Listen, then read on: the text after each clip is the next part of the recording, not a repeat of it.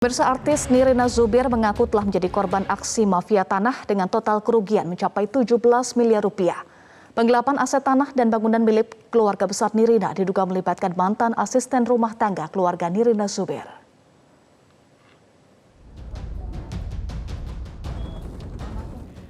Penggelapan aset tanah dan bangunan milik keluarga artis Nirina Zubir oleh mafia tanah berawal pada tahun 2017 saat ibu kandung Nirina kehilangan beberapa surat berharga, di antaranya surat kepemilikan tanah dan rumah miliknya. Selanjutnya, ibu kandung Nirina meminta asisten rumah tangganya atas nama Riri Kasmita untuk membuat baru surat kepemilikan tanah dan rumah. Saat proses pembuatan surat kepemilikan yang baru, Riri justru menyalahgunakannya dengan mengubah nama kepemilikan tanah dan rumah atas nama dirinya. Total ada 6 surat kepemilikan yang diduga diubah kepemilikannya atas nama Riri Kasmita. Sudah ada 2 bidang tanah milik ibu kandung Nirina yang telah dijual kepada pihak ketiga. Sementara 4 aset bangunan lainnya telah digadaikan oleh Riri kepada pihak bank. Menginginkan hukuman yang seberat-beratnya karena kembali lagi sakit hati saya itu kepada mereka. Kalau orang bilang yaudah nah ikhlasin, ini bukan masalah materinya, tapi lebih kepada saya tahu betapa ibu saya berjuang keras mendapatkan apa yang telah didapatkan ini. Terus kemudian juga kepikiran sampai akhirnya ibu saya meninggal dalam tidurnya dengan surat-surat yang di catatan-catatan di samping tempat tidurnya yang akhirnya kita ketemui bahwa ternyata ibu saya tuh punya pikiran banyak sekali. Termasuk salah satunya adalah surat sedang diurus sama Riri, kapan selesainya, ini udah lama banget. Kini kasus penggelapan aset tanah dan bangunan milik keluarga artis Nirina Zubir sudah ditangani oleh Polda Metro Jaya. Pada 13 November 2021 lalu, polisi telah menetapkan 5 tersangka yang diduga menjadi sindikat mafia tanah.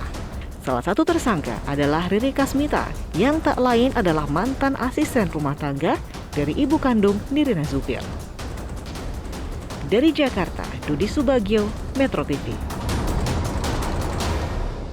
Ya, pemirsa, untuk mengetahui bagaimana perkembangan pengusutan dugaan mafia tanah dengan korban artis Nirina Zubir telah bergabung bersama kami di Reskrimum Polda Metro Jaya, Kombes Pol Tubagus Ade Hidayat.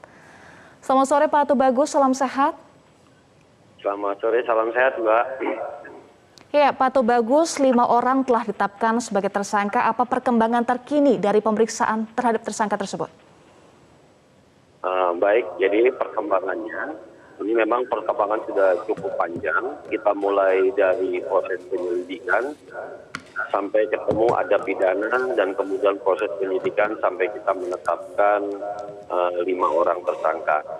Perkembangan terakhir 3 orang sudah kami lakukan penahanan upaya paksa dalam rangka mempermudah penyidikan lebih lanjut, dan 2 orang berikutnya masih dalam tahap pemeriksaan nantinya. Iya. Dari 3 orang yang ditahan, kemudian 2 orang masih dalam tahap pemeriksaan, meskipun sudah ditetapkan sebagai tersangka, apa sebetulnya peran masing-masing dari kelima orang ini, Pak Tubagus? Nah baik, jadi kalau dari klaster tersangka kita sebut ada 2 ya. Yang pertama adalah yang mengambil surat, dan yang kedua adalah yang memproses surat. Sebagaimana kita ketahui, dalam proses tindak pidana dalam bentuk mafia tanah itu tidak mungkin dikerjakan sendiri. Ini biasanya tergabung dalam beberapa klaster. Klaster yang pertama adalah yang surat tanah diambil.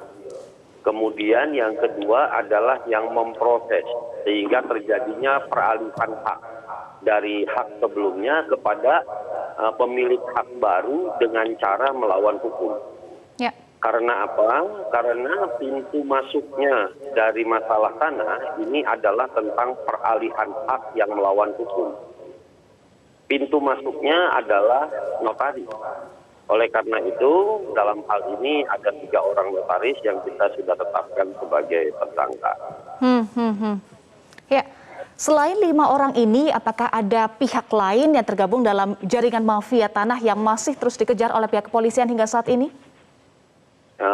Hal hal itu masih merupakan tahap penyelidikan lebih lanjut. Karena di dalam beberapa perkara tentang mafia tanah, kita selalu tetapkan juga tentang masalah TPPU atau money laundering. Ya.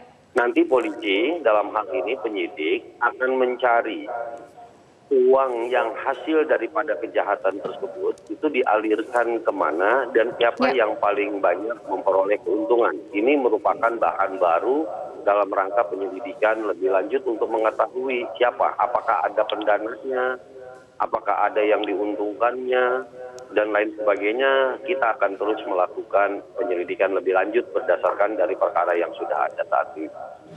Baik, jadi sudah diblokir rekening dari kelima orang ini dan masih terus diusut ya Pak aliran dananya ya. Baik, terima kasih.